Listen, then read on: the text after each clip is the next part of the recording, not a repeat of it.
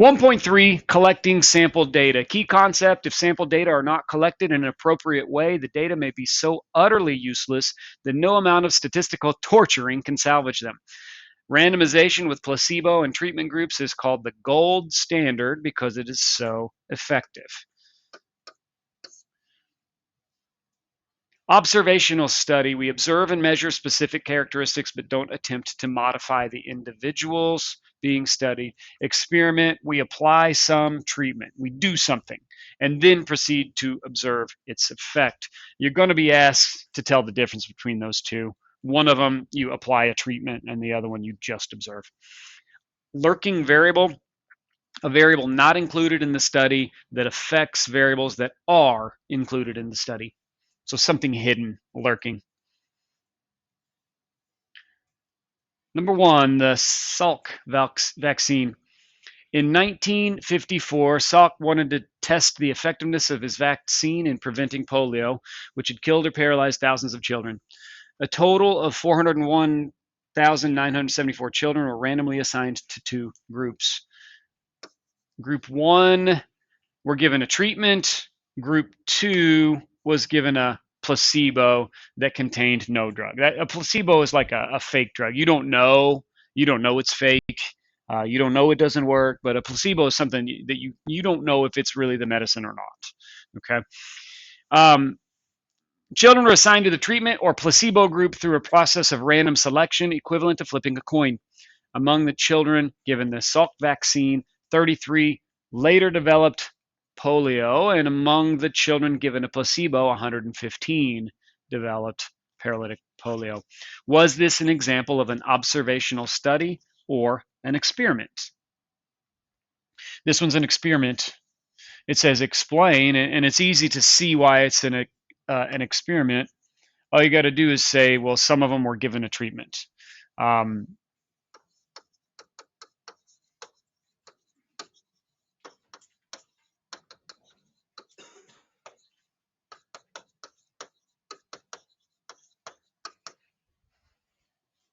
A treatment, a pill, an injection, something. They did something and then saw what happened. Example 2, ice cream and drownings. 2 data scientists are looking at whether ice cream consumption has any effect on drownings. Scientist 1 does an observational study. He looks at data going back 50 years. Data from each year show that increases in ice cream sales correlate to increases in the number of drownings. As this goes up, this goes up. Scientist number 2 conducts an experiment where one group is treated with ice cream while another group gets none. Her result shows that ice cream consumption has no effect on drownings. Which scientist has a better approach and why? So there's something weird about scientist 1. When it says ice cream sales correlate to the number of drownings, there might be something else going on there. Okay. We talked last section about correlation does not imply causation. Does eating more ice cream cause more people to drown? Common sense would tell you that that's not it. Scientist 2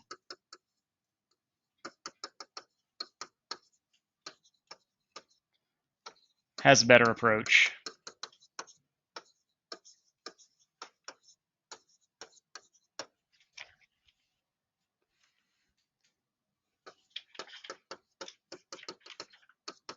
Scientist 1 missed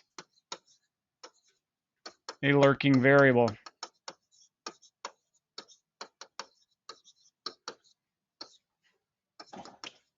Temperature.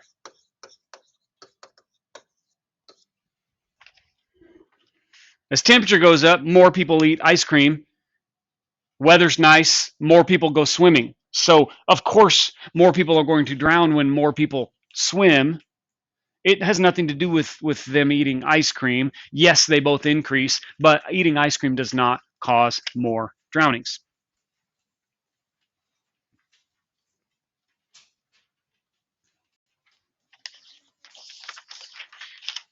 This page has a lot of definitions, and I'm not going to read them all. I don't think it's worth your time to listen to me read. So you need to read through these definitions. I'll kind of skim a little bit, but understand there's a lot of words, there's a lot of terms you need to learn.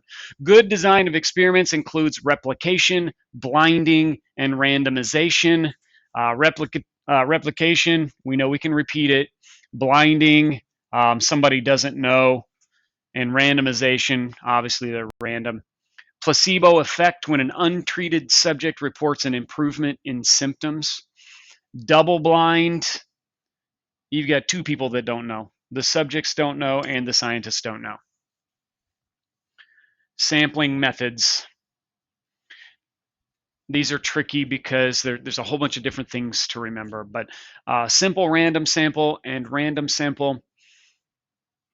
Systematic, every kth subject. I know that's a little confusing, so you can look down here and see that this one, they're saying every third car, every 14th person that walks through the door wins a prize, something like that. Okay.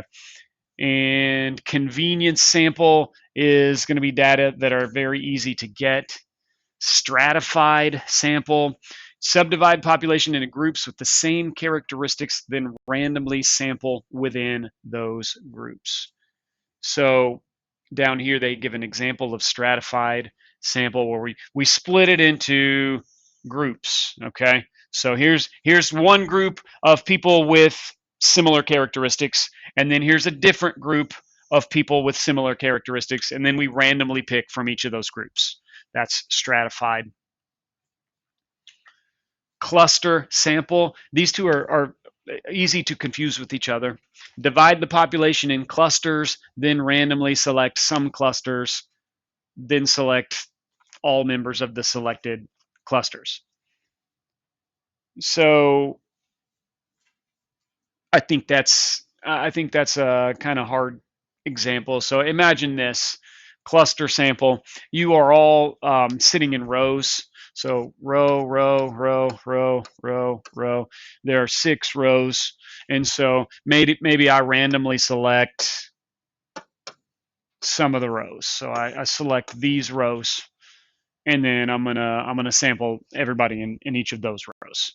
So it's not quite the same thing as a stratified sample, because stratified, we're grouping them by similar characteristics, and this we're clustering.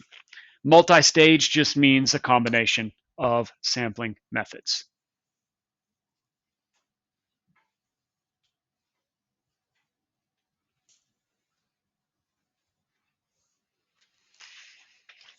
Example 3, determine which sampling methods were used. Part A, the patients included in a study on back pain were those who sought care for lower back pain in response to a magazine advertisement.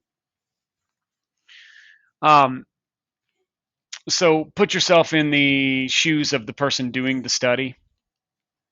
I'm doing a study, and these people who respond are ones who sought out care in response to some magazine ad. That's really easy for me to get my results. That's a convenience sample. Convenience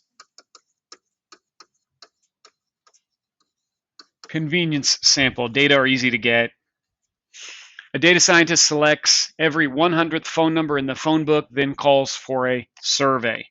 I think that one's one of the easier ones to spot. Every 100th, every kth term, that's systematic.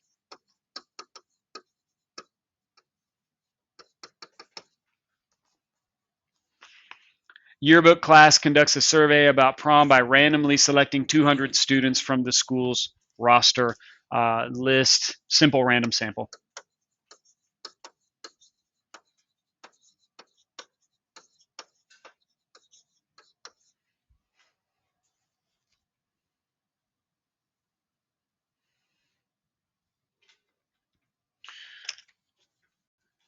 Here are some more terms that are easy to confuse with one another, but cross-sectional study, data are observed, measured, and collected at one point in time.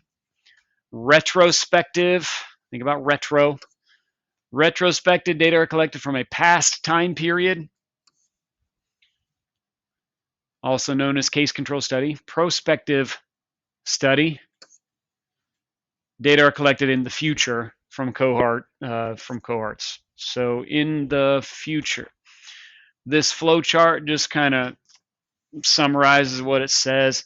Past is retrospective, one point in time is cross-sectional, and forward in time in the future is prospective.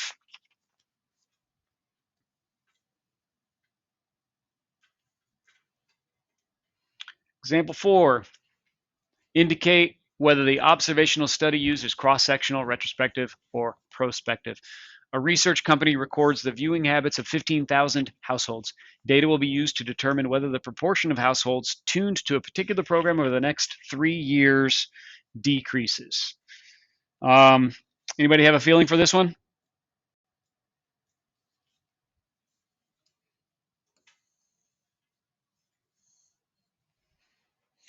That's where I tune in. That's in the future, right? Over the next 3 years. Oops.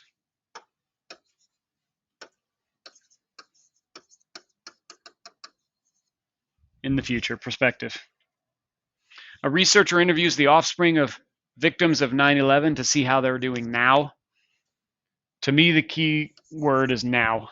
Okay, it's at one time period right now. They're doing it right now. I know that happened in the past, but they didn't look at results from the past. They're looking at the results right now. So I look at this as cross-sectional.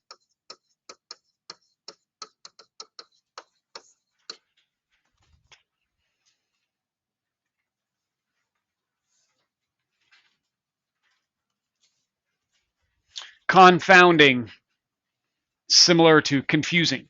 Problem occurs when we see some effect, but we can't identify the specific factor that caused it. We don't know why that happened. Confounding.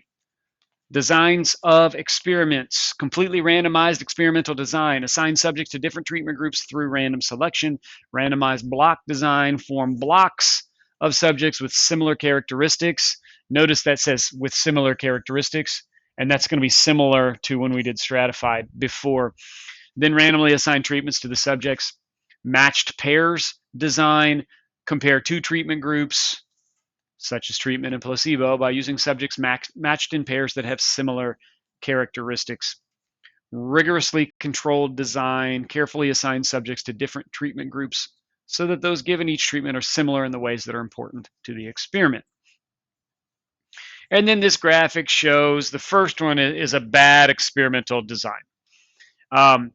It says they treat all of the women, and they give all of the men a placebo.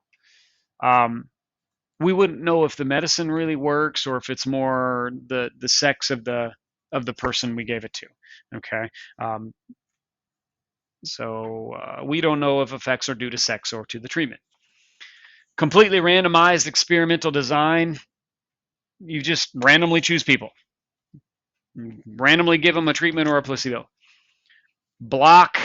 Remember, block is like the stratified. Group them into groups by similar characteristics, and then randomly select some of each of those groups. Matched pairs. A good way to do it is you look at this person before and after. You look at this person before and after. You've got a pair. You got Alex before and Alex after. Or, sometimes they might use identical twins. Identical twins are good for studies because they're pretty much exactly the same in every way that matters. And so you treat one and you give one the placebo and see what happens. Sampling errors. Sampling error occurs when the sample has been selected with a random method, but there is some discrepancy between the sample result and the true population result. Non-random sampling error is what it sounds like. The result of using a sampling method that is not random, such as a convenience sample or voluntary response sample. And non-sampling error is human error. Wrong data entry, computing error, bias, stuff like that. Number 5. A sociologist has created a brief survey given to 2,000 adults randomly selected from the population. Here are her first two questions. Have you ever been the victim of a felony crime? And two, have you ever been convicted of a felony? Is this an example of an observational study? Oh, no, I read that wrong. Is this an experiment or an observational study?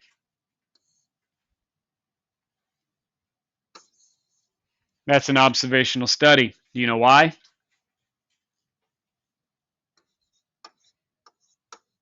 No one was treated.